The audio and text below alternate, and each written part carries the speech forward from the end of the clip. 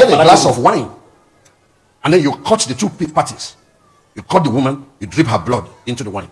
You cut the man, you drip the blood into the wine. And it's not just for marriage, even cultism, even criminal organizations like mafia.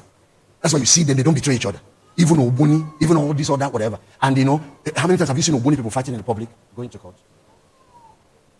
Then they mix the wine. Then the two parties have to drink it. That's why when Jesus wanted to cut covenant with the church to start the new covenant, he used wine and bread. So this is the blood of the new covenant in my blood. Drink it, all of it.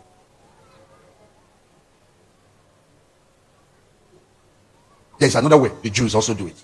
They get animal. When God did with Abraham, that's what he did. He didn't do wine. You get animals to represent the people that are cutting in covenant. They will bring whatever. You divide the animals into two. That's front head. He used like cut it into two.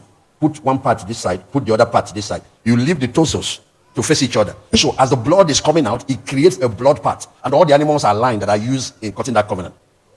So in between, the blood will flow in and flow in until the part in between is blood. Then the parties will now step in, standing on blood, and you take your oath and make your commitment. You know what I mean? If I go back, my life will be like one of these animals.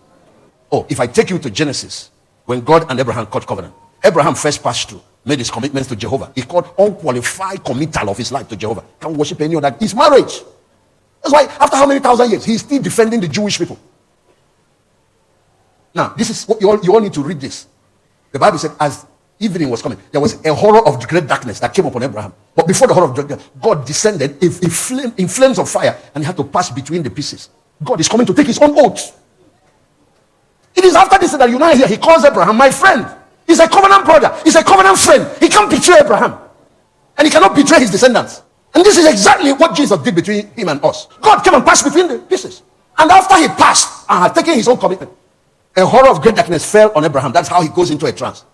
And God came and said, know for surety that your descendant will possess this land. You see, hadn't he kept his word and given them that land of promise? And that I'm going to give you a son for you, even though you are old. He didn't keep his word. No, with guarantee. This is Genesis 15. No, for sure, with guarantee. Because now there is covenant between you and I. That way, that once covenant is cut, it settles all controversy, and nobody ever betrays each other. Nobody ever backstabs each other. He has brought the two people now. They can play as one team. It's only the other parties they can fight. They can't fight themselves. They will be self-destroyed.